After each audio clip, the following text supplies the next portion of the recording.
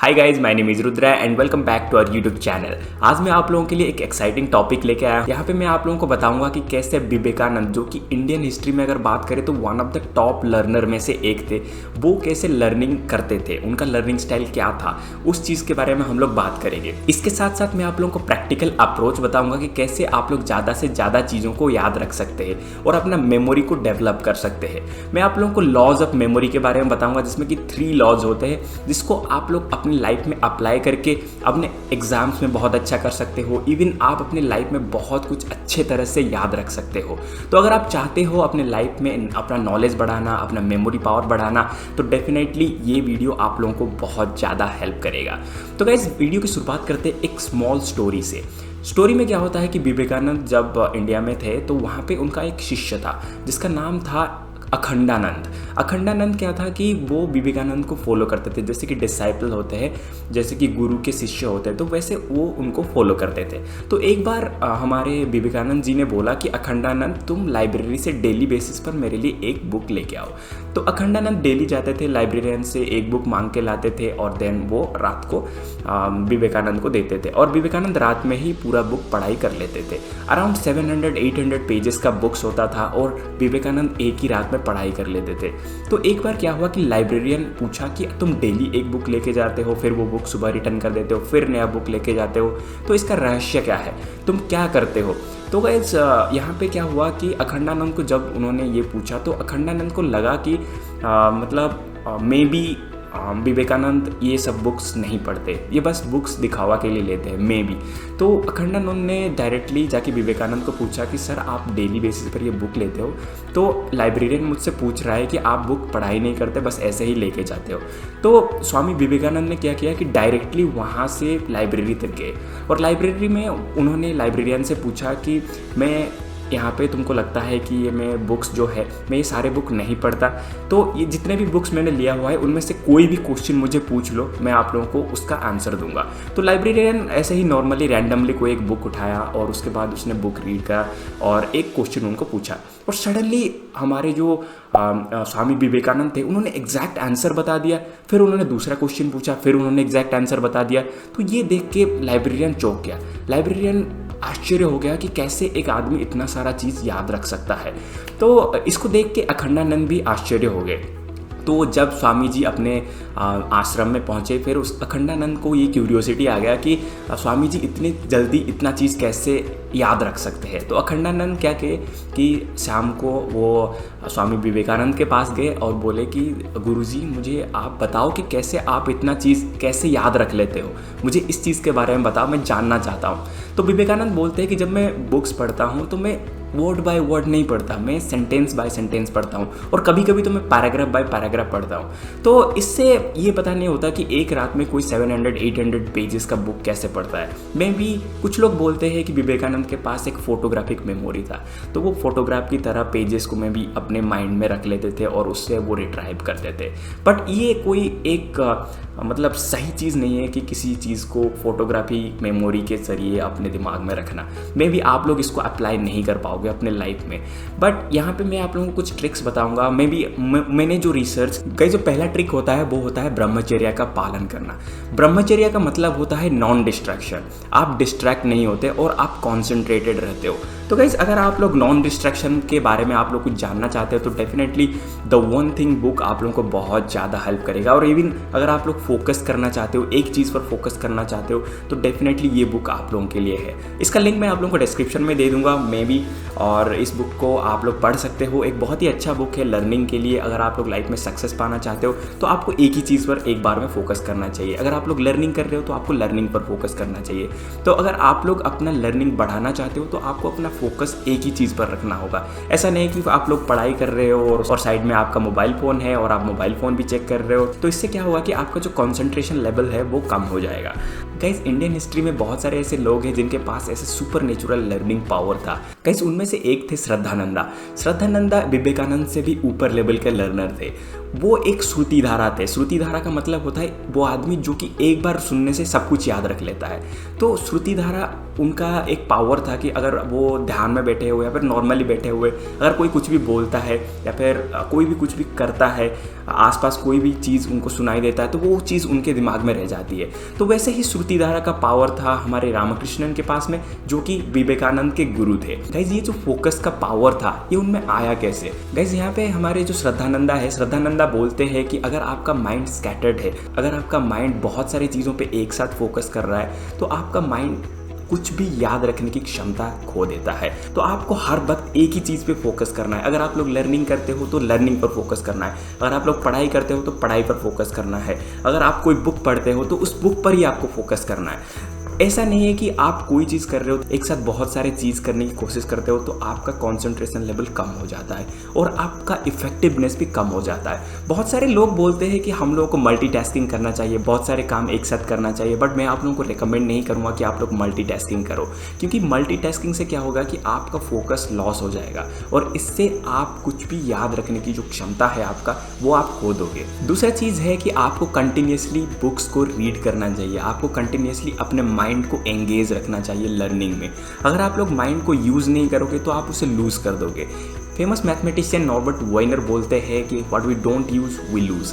इसका मतलब है कि अगर आप लोग अपने माइंड को यूज़ नहीं करोगे तो आप उसे लूज़ कर दोगे, आप अपना माइंड के पावर को खो दोगे। अगर आप लोग अपना मसल का यूज़ नहीं करोगे, आप जिम नहीं जाओगे, आप एक्सरसाइज नहीं करोगे तो आप अपना मसल भी लूज़ कर दोगे। ऐसा नहीं कि आप आज जिम जा रहे हो 2 मंथ के बाद आपका वही सेम गेन रहेगा, आपका गेन कम होता जाएगा क्योंकि आप लोग उसे यूज़ नहीं कर रहे। और जितना आप लोग यूज़ करोगे अपने बॉडी के मसल्स को, अपने पावर को, अपने दिमाग को, उतना आपका चीज़ डेवलप करेगा, उतना आपका दिमाग डेवलप करेगा, उतना आपका बॉडी डेवलप करेगा और आपका दिमाग और बॉडी इंटरकनेक्टेड है। गाइस अभी तो हम लोगों ने सारे चीज़ों के बारे में बात कर लिया कि कैसे ये महान लोग जो कि बहुत सालों पहले इतना सारा मेमोरी का कैपेसिटी रखते थे, बट आप लोग अपना मेमोरी कैसे डेवलप करोगे? उसके लिए लॉज ऑफ मेमोरी को आपको फॉलो करना पड़ता है। गाइस लॉज ऑफ मेमोरी में क्या होता है? Laws of impression, laws of repetition and law of association. Guys अगर आप लोगों को अपना मेमोरी पावर बढ़ाना है तो आपको मेमोरी लॉज को फॉलो करना पड़ेगा। तो आप लोगों के माइंड में ये क्वेश्चन आ रहा होगा कि मेमोरी लॉज होते क्या है?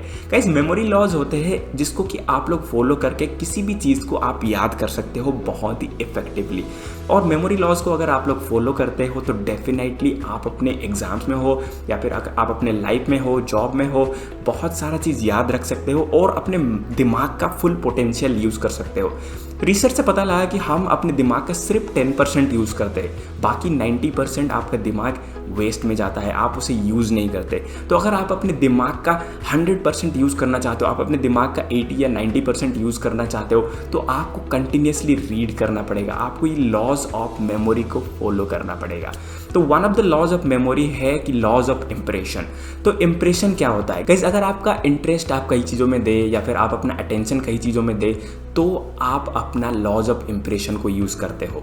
तो गाइस विवेकानंद क्या बोलते हैं कि everybody's mind is concentrated at times, we all concentrate on those things we love and love those things we concentrate. ये मुझे बहुत ही ज़्यादा पसंद आया क्योंकि यहाँ पे उन्होंने बताया कि अगर आप किसी चीज़ को दिल से चाहो तो आप उसको याद रखोगे। अगर आप दिल से बनना चाहते हो एक वीडियोग्राफर, अगर एक यूट्यूबर, अगर आप दिल से बनना चाहते हो एक एस्ट्रोनॉट या फिर एक एंटरप्रेन्योर, तो डेफिनेटली आप अपनी लाइफ में सक्सेसफुल बनोगे और आप उस चीज़ों के रिलेटेड चीज़ों को सीखने की कोशिश करोगे। जैसे कि अगर मैं बिजनेस में इंटरेस्टेड हूँ तो डेफिनेटली मुझे फाइनेंस और मार्केटिंग ऐसी चीज़ों में बहुत ज़्यादा इंटरेस्ट आएगा और मैं उस चीज़ को ज़्यादा टाइम रिटेन कर सकूँगा अपने अंदर।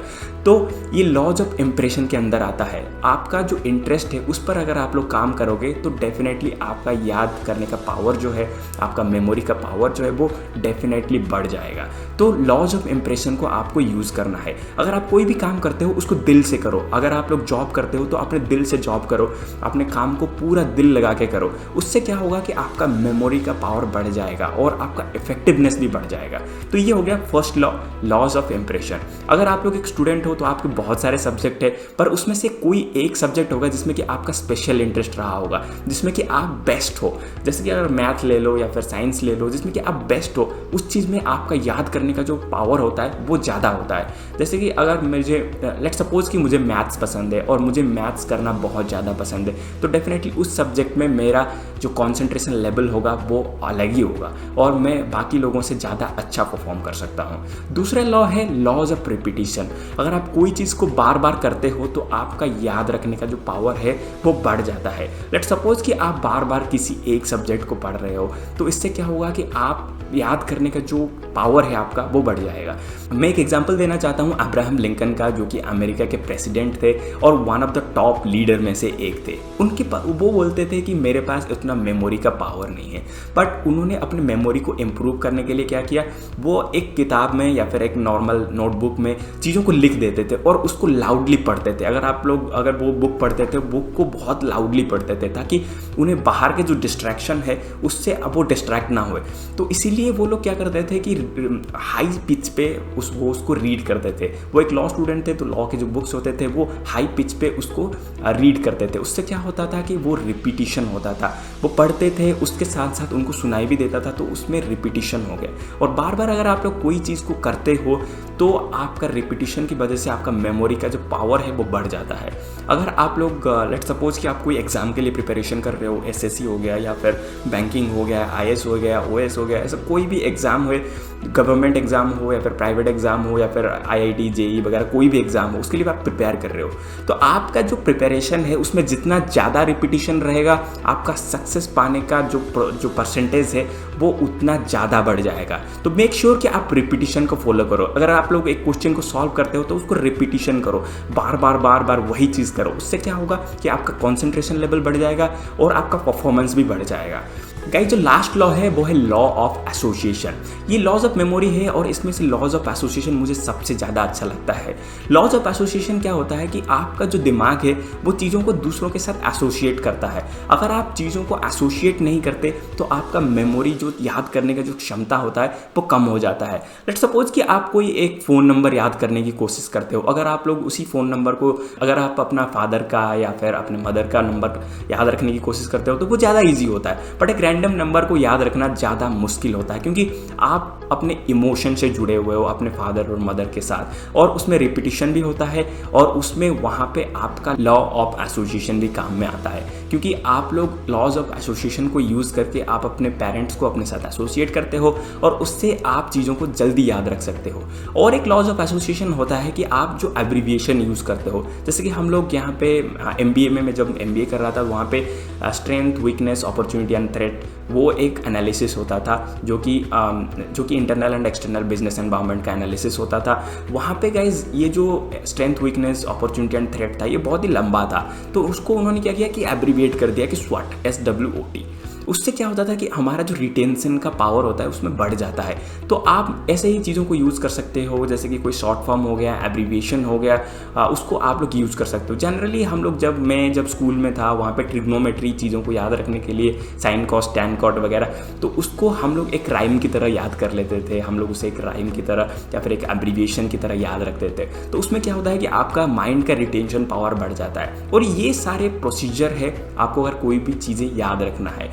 Laws of impression, laws of repetition and laws of association, ये 3 चीज़ों को अगर आप लोग फॉलो करोगे तो डेफिनेटली आपका जो याद करने का ताकत है, आपका जो मेमोरी पावर है वो बहुत ज़्यादा बढ़ जाएगा। तो आई होप कि वीडियो आप लोगों को पसंद आया। अगर आप में से कोई भी स्टूडेंट है या फिर आप जॉब में हो या फिर आपका मेमोरी आप समझते हो कि आपका मेमोरी कम है या फिर आप समझते हो कि आप अपने मेमोरी को डेवलप कर सकते हो, अगर आपका कोई भी दोस्त है जो कि चाहता है अपना मेमोरी को डेवलप करना, अपना लर्निंग स्किल को बढ़ाना, अगर कोई भी गवर्नमेंट एग्जाम के लिए, प्राइवेट एग्जाम के लिए या फिर जेई मेंस या फिर मेडिकल एग्जाम के लिए प्रिपेयर हो रहा है, उन बच्चों के साथ ये चीज़ शेयर कर दो ताकि वो लोग भी अपना लर्निंग बढ़ा सके और लाइफ में कुछ बड़ा अचीव कर सके। लर्निंग करना ज़्यादा मुश्किल नहीं है क्योंकि मैंने भी बहुत सारी चीज़ें अपने आप से सीखी हुई है क्योंकि मेरा खुद का इंटरेस्ट था। इवन यहाँ पे यूट्यूब में भी मैं जो काम कर रहा हूँ वो सारी चीज़ें यहाँ पे वीडियो एडिटिंग से लेके फोटो एडिटिंग, थंबनेल एडिटिंग से लेके हमारे यूट्यूब में कैसे SEO करना है, वो सारी चीज़ें मैंने खुद ही सिखाया है। और क्योंकि मेरा उसमें इंटरेस्ट था तो लॉज ऑफ इम्प्रेशन काम आया और मुझे चीज़ें बहुत अच्छे से याद रही